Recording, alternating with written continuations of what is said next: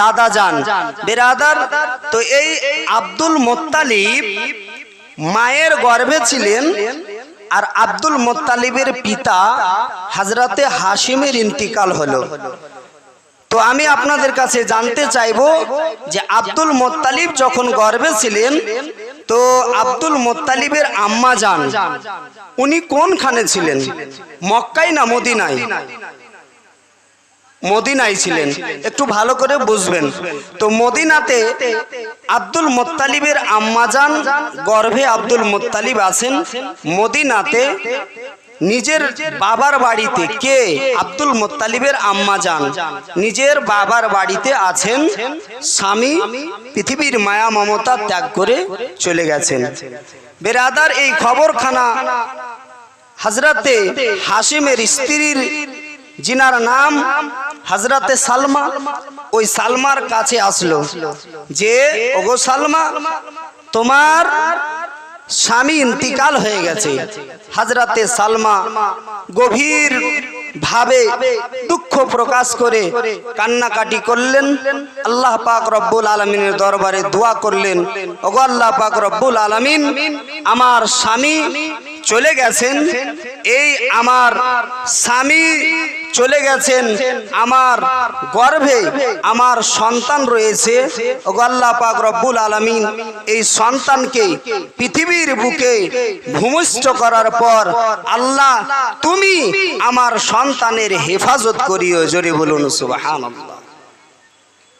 তারপর হযরতে হাশিমের যাওয়ার পর সালমা রাদিয়াল্লাহু তাআলা আনহার গর্ভ হইতে নানার বাড়িতে, ওই যে আপনার হযরতে হাশিমের শ্বশুরের কথা অনুসারে মদিনাতে হযরতে হাশিমের শ্বশুরের বাড়িতে আব্দুল মুত্তালিবের জন্ম হলো। জোরে বলুন। আমি একটু কেটে কেটে নিয়ে আসছি, বারবার বলছি। আব্দুল মুত্তালিবের যখন আপনার জন্ম হলো, ওই আব্দুল মুত্তালিবের জন্মের সময় হযরতে সালমা রাদিয়াল্লাহু তাআলা আনহার কিন্তু এবার মনে পড়ে গেল ওই স্বামীর কথা।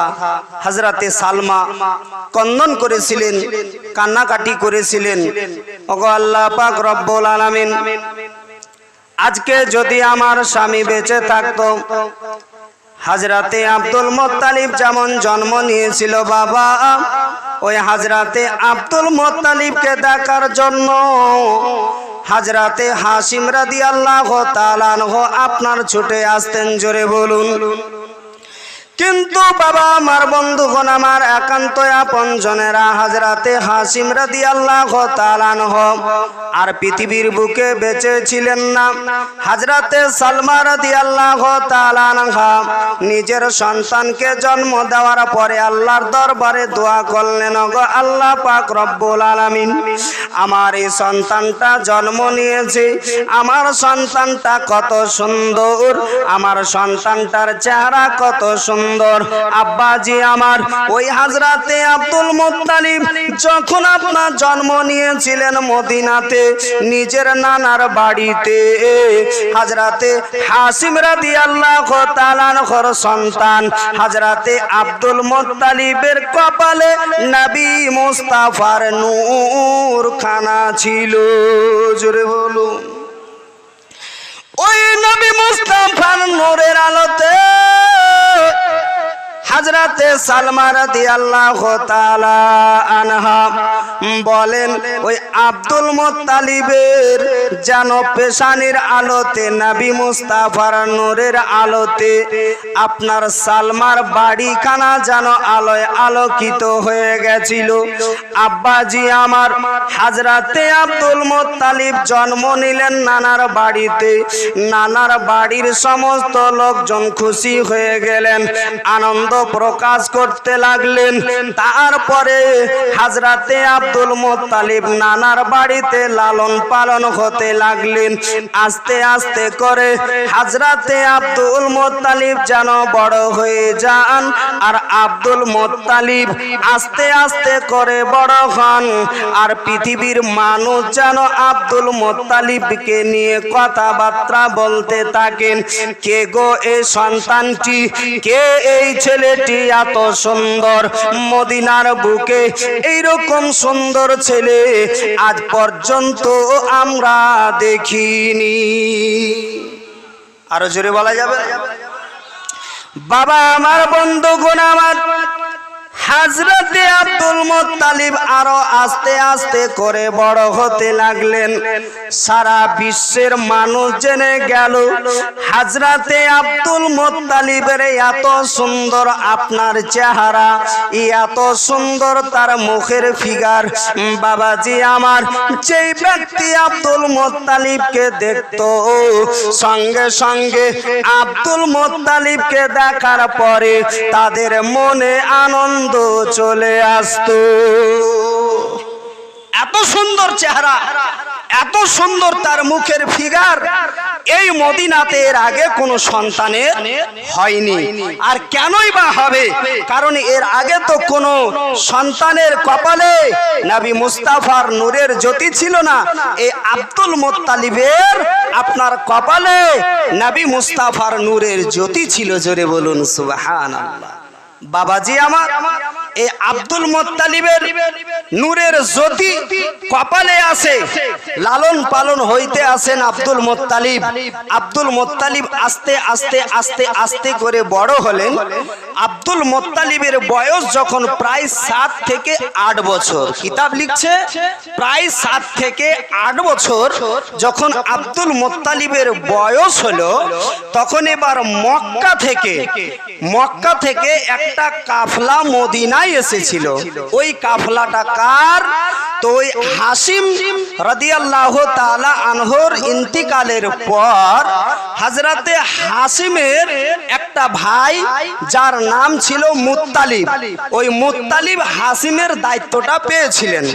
তো ওই মুত্তালিব এখন মক্কার সর্দার। ওই মুত্তালিবের কাছ থেকে কিছু আপনার লোক, মুত্তালিবের কিছু কর্মচারী আপনার মদিনাতে এসেছেন। কিসের জন্য?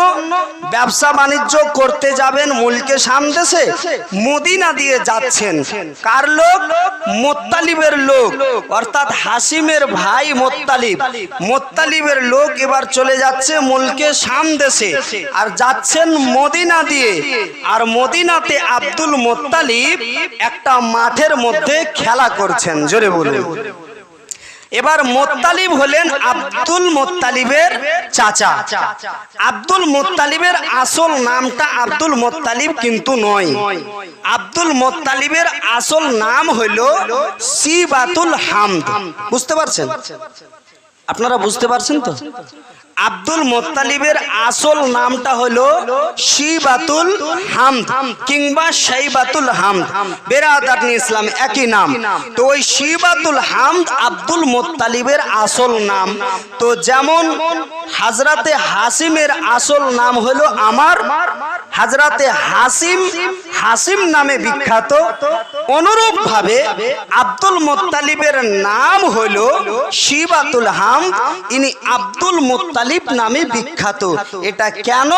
এবার আপনারা বুঝতে পারবেন যে আব্দুল মুত্তালিবের নাম শিবাতুল হামদ, তাহলে তিনাকে আব্দুল মুত্তালিব বলা হয় কেন?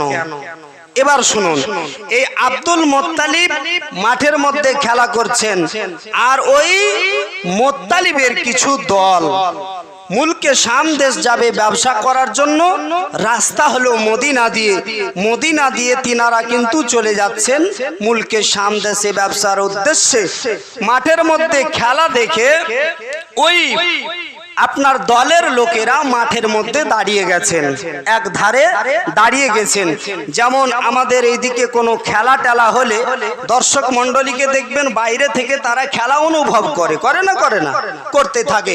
অনুরূপ ভাবে এই দলের লোকেরাও ওই খেলা দেখার জন্য তারা দাঁড়িয়ে গেছে। তাহলে সেই খেলাটা কোনো ক্রিকেট খেলা ছিল না, কোনো ফুটবল খেলা ছিল না, কোনো কবাডি খেলা ছিল না, সেই খেলাটা ছিল তীর খেলা। জোরে বলুন সুবহানাল্লাহ। কিসের খেলা? তীর খেলা। সব বাচ্চারা ওই মাঠের মধ্যে দাঁড়িয়ে গেছে, আর দাঁড়িয়ে যাওয়ার পর একটা জিনিসকে নিশানা করেছে। ধরুন যে এই জায়গাটাতে তীর মারতে হবে, এরকম একটা জায়গাকে নিশানা করে নির্দিষ্ট করে ওই জায়গার মধ্যে সবাই তীর ছুড়ছে। কেন? বলে তীর যার লাগবে, ওই জায়গার মধ্যে যার তীর লাগবে সেই হবে ফার্স্ট। বুঝতে পেরেছেন? যেমন আপনার ক্রিকেট খেলাতে যদি আপনার স্টাম্পে যদি বল মারতে পারে, যখন রান নেবে তাহলে স্টাম্পে যদি বল লাগে তাহলে রান আউট হবে, তাই না? ঠিক তেমনি নিশানা করে যদি ওই জায়গার মধ্যে তীরটাকে ফেলতে পারে, লাগাতে পারে, তাহলে সেই হবে ফার্স্ট। বাবা আমার, বন্ধুগণ আমার, সমস্ত ছেলেরা ওই জায়গাতে তীর মারার জন্য রেডি হয়ে গেছে। বাবা গো আমার, ওই জায়গার মধ্যে সমস্ত ছেলেরা তীর মারতে আরম্ভ করেছে। কারো তীরখানা যেন আপনার ওই নিশানাতে লাগে না। তীরখানা যখন তারা ছাড়ে, তীর এই দিক ওই দিক দিয়ে আপনার পার হয়ে যায়। একের পর এক সকলেই তীর ছুটতে লাগলো, কিন্তু কারো তীরখানা আপনার ঠিক জায়গা পর্যন্ত লাগে না। শেষ পর্যন্ত যখন হাজরাতে আব্দুল মুত্তালিবের পালা চলে আসলো, বাবা হাজরাতে আব্দুল মুত্তালিব এমন করে তীরখানাকে মেরেছেন বাবা, আর ওই তীরখানা এই দিকে ওই দিকে না গিয়ে তীরখানা যেন ডাইরেক্ট ওই জায়গাতে লেগেছে। জোরে বলুন। সমস্ত দর্শকেরা আলোচনা করতে আরম্ভ করে দিল, এই মদিনাতে এত সুন্দর বাচ্চাটা কার? এই সুন্দর ছেলেটা কার? এই ছেলেটার তীরখানা যেন আসল জায়গাতে লেগেছে, এই সন্তানটা হয়ে গেল ফার্স্ট। আব্বাজি আমার, বন্ধুগণ আমার, আব্দুল মুত্তালিব যখন তীরখানা মেরে দিয়েছেন, আব্দুল মুত্তালিব এবার যেন জোরে জোরে বলতে আরম্ভ করে দিয়ে, কেন আমার তীরখানা লাগবে না? আনা ইবনে হাশিম, আনা ইবনে হাশিম, আনা ইবনে হাশিম। লোকজন জিজ্ঞাসা করতে লাগলো, ওগো শোনো বাবা, তুমি এই জায়গাতে তীর মেরেছো, এই তীরখানা লেগেছে, এবং তুমি বলতে আছো আনা ইবনে হাশিম, কিসের জন্য এই শব্দটাকে বারবার বলতেছো বলো? তখন আব্দুল মুত্তালিব বলেছিলেন, ওগো দর্শক মণ্ডলীরা শুনে নাও, ওগো আমার এলাকার লোকেরা শুনে নাও, আমার তীরখানা এই জন্য লেগেছে কারণ আমার আব্বা জানের নাম হলো হাসিম, আমি হাসিমের সন্তান, আমার তীরখানা কিসের জন্য লাগবে না? জোরে বলো। আমার বাবা হলো হাসিম, আমার তীর লাগবে না কেন? আমি হলাম হাসিমের সন্তান, আমার তীর ঠিক ওই জায়গাতেই গিয়ে লেগেছে। জোরে বলুন। আব্বাজি আমার এই কথা শুনে ওই যে বাইরে থেকে মক্কার কিছু দল লোক ওই জায়গাতে অনুভব করছিলেন, খেলা অনুভব করছিলেন, দেখছিলেন, তখন তারাও জিজ্ঞাসা করতে লাগলো। যখনই আব্দুল মুত্তালিব বলেছেন যে আমি হাসিমের সন্তান, তখন এই দলের লোকজন বলল, শোনো, আমরাও তো ওই হাসিমের ভাই মুত্তালিবের আমরা হইলাম সৈন্য, আমরা এই মদিনাতে এসেছি, তো ওই হাসিমের কথা বলছে না তো, যে হাসিম ইন্তিকাল হয়ে গেছে, চলো আমরা যাব আর ওই বাচ্চাটাকে তার আব্বা জানের কথা জিজ্ঞাসা করব যে সে কোন হাসিমের কথা বলতে আছে। জোরে বলুন। বাবা আমার, ওই মক্কার সমস্ত লোকজন, যে সমস্ত লোকেরা ওই মাঠের মধ্যে মাঠের বাইরে থেকে আপনার খেলা অনুভব করতেছিলেন, বাবা এক পা দু পা করতে করতে হাজরাতে আব্দুল মুত্তালিবের কাছে গেলেন। যাওয়ার পরে জিজ্ঞাসা করতে লাগলেন, গো বাবা বলো তোমার আব্বা জানের নাম কি? বলো। বলে আমার আব্বা জানের নাম হলো হাসিম। জোরে বলুন। আমার আব্বাজানের নাম হাসিম। বলে তোমার আব্বাজানের নাম হাসিম, তোমার আব্বু জানের বাড়ি কোথায়? বলে মক্কায়। বলে বলো তো তোমার দাদু জানের নাম কি? বলে আমার দাদু জানের নাম হলো আব্দে মুনাফ। জোরে বলুন সুবহানাল্লাহ। সমস্ত লোকজনের চোখ দিয়ে টস টস করে পানি পড়তে আরম্ভ হয়ে গেল। বলতে আছেন ওই লোকেরা, ওগো বাবা শোনো, আমরা তোমার চাচা ওই মুত্তালিবের লোকজন আমরা এসেছি। তোমার আব্বা জানের নাম হলো হাসিম, আমরা তাকে চিনি।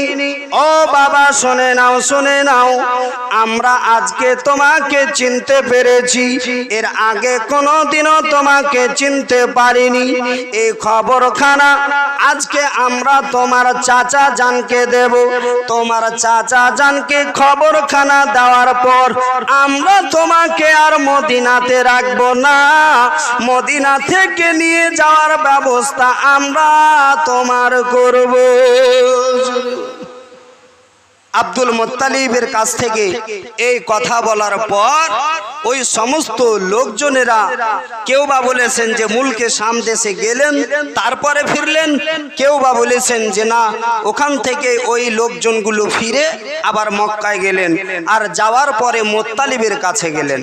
মুত্তালিবের কাছে গিয়ে মুত্তালিবকে বলা হলো, মুত্তালিব, বলে কি হয়েছে? বলে শুনে নাও, তোমার ভাতিজা হাসিমের সন্তান जिनार नाम हलो आब्दुल मुत्तालिब ওই जिनार नाम हलो শিবাতুল হামদ এখন আব্দুল মুত্তালিব নামে পরিচিত নন। তো আমি আপনাদেরকে বোঝানোর জন্য আব্দুল মুত্তালিব বলছি, বুঝতে পারছেন তো নাকি? তো আব্দুল মুত্তালিব বাবাজি আমার এই তোমার ভাতিজা হাসিমের সন্তান ওই মদিনাতে এত সুন্দর সন্তান থাকতে পারবে না, কারণ যে মদিনাতে তার দুশমন হয়ে যেতে পারে, যখন তার কেউ দুশমন হয়ে যাবে তাহলে তার সঙ্গে তারা খারাপ ব্যবহার করবে। তার আগেই উচিত হবে যে ওই তোমার ভাতিজাকে মদিনা থেকে মক্কাতে নিয়ে আসা, এটা তোমার জন্য জরুরি, যেহেতু তোমার ভাতিজা আর তার আব্বা তিনার আব্বা জানেরই আপনার ব্যবসা বাণিজ্যের মাল ধন দৌলত এক কথায় বাদশাহী তোমার কাছে আছে, তার জন্য তিনাকে ওইখান থেকে ডেকে নেওয়াটাই বেটার হবে। জোরে বলুন সুবহানাল্লাহ। মুত্তালিব বললেন ঠিক আছে, আমি আমার ভাতিজাকে খুঁজে বের করব, কিন্তু বাবা খুঁজবেন তো খুঁজবেন কি করে, ডাকবেন তো ডাকবেন কি করে? এতদিন হয়ে গেল, আব্দুল মুত্তালিবের বয়স প্রায় 7 থেকে 8 বছর হয়ে গেছে, মদিনাতে আছেন, চাচা তো আপনার মক্কাতে আছেন, কোনো তো আপনার চেনা জানার কোনো কানেকশন নেই। আপনারা মুত্তালিব তো নিজের ভাতিজাকেও কোনোদিন দেখেননি, আর আব্দুল মুত্তালিবও কোনোদিন চাচাকে দেখেননি, এখন কেমন করে চেনা জানা হবে? বেরাদার, এইরকম আমাদের মতো টেলিফোনের কোনো যুগ ছিল না, ফোনের কোনো যুগ ছিল না, চিনবে তো চিনবে কি করে? আব্দুল মুত্তালিবের খোঁজে এবার তিনার চাচা মুত্তালিব কিন্তু সেই জায়গা থেকে বেরিয়ে গেলেন যে যেমন করে হোক আমি আমার ভাতিজাতকে মদিনা থেকে খোঁজ করে আমি নিজের বাড়িতে নিজের এলাকাতে নিয়ে আসবো। জোরে বলুন সুবহানাল্লাহ। আব্বা যে আমার বন্ধুগণ, আমার মুত্তালিব এবার নিজের বাড়ি থেকে এক পা দু পা করতে করতে বাবা মদিনার পথে রওনা হয়ে গেলেন। আব্দুল মুত্তালিবকে কেমন করে আপনার চিনবেন? মুত্তালিব শেষ পর্যন্ত আপনার মদিনাতে গিয়ে হাজির হয়ে গেলেন। বাবা মদিনাতে হাজির হয়ে যাওয়ার পর মদিনার অনেক মাঠের মধ্যে আপনার মুত্তালিব খোঁজাখুঁজি করলেন যে আমার ভাতিজাকে কোন জায়গাতে পাওয়া যায়। শেষ পর্যন্ত কোনো জায়গাতে পাওয়া যায় না। মুত্তালিব বড় টেনশন করতে লাগলেন, ওগো আল্লাহ পাক রব্বুল আলামিন আমার ভাতিজাকে কোন জায়গাতে পাবো, কেমন করে পাবো। বাবা আমার শেষ পর্যন্ত আরো একটা মাঠের মধ্যে চলে গেলেন, গিয়ে দেখছেন কিছু বাচ্চারা যেন আপনার খেলাধুলা করতে আসেন। বাবা ওই জায়গার মধ্যে সমস্ত বাচ্চারা খেলাধুলা করতে আসেন। ওই বাচ্চাদের মধ্যে থেকে একটা বাচ্চার এত সুন্দর চেহারা মুত্তালিব যেন অনুভব করতে আসেন। মুত্তালিব চিন্তা করতে লাগলেন, ওগো আল্লাহ পাক রব্বুল আলামিন, হয় না হয় এই বাচ্চাটাই আমার ভাতিজা হতে পারে। আপনার মুত্তালিব ওই বাচ্চাটার কাছে চলে গেলেন, যাওয়ার পরে জিজ্ঞাসা করতে লাগলেন, বাবা তোমার নামটা কি বলো। তখন এবার আব্দুল মুত্তালিব বলতে লাগলেন, ওগো শুনে নাও, আজকে মদিনার বাজারে এইরকম মধুর সুরে এইরকম মায়া দিয়ে মদিনা